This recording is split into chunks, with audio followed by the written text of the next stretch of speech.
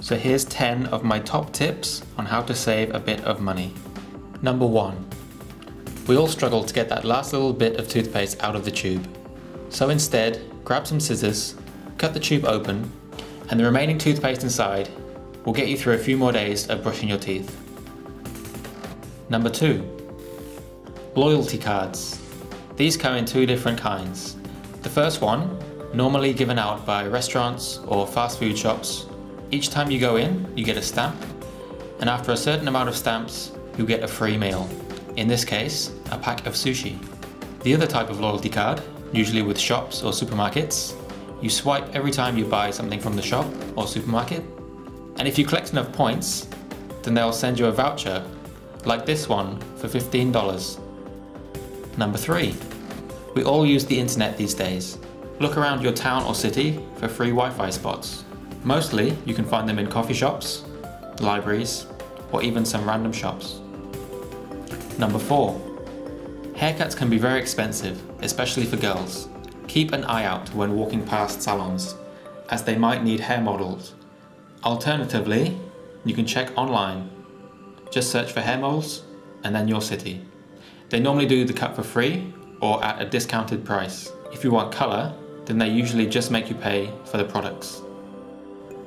Number 5. Garbage, rubbish, trash. Instead of buying expensive bin liners, just use carrier bags that you get from the supermarket. These work just as well. Number 6. Sandwiches are a good way to save money. Instead of buying lunch, just take your own lunch. And instead of spending money on specialist sandwich bags, once again, use supermarket carrier bags to wrap up your sandwiches and then put in a plastic box if you have one. Number 7. Millions of people around the world enjoy tea. Leave a tea bag in the cup for about 2 minutes and then take it out and place it on a plate, bowl or saucer. When you next want a cup of tea, reuse the same tea bag from before. The tea will be a bit weaker, but it will still taste good. Number 8. If, like me, you live in a tower block, then you won't have your own washing machine or dryer. Instead of spending money on the dryer, try hanging up your clothes instead. If you're like me and don't live on the ground floor or have a garden, just get a bit creative with hanging the clothes around your room. Number 9. When you get to that last little bit of washing up liquid, try adding a bit of water. This will make that last little bit last a few days longer, maybe enough to take you through to the next paycheck.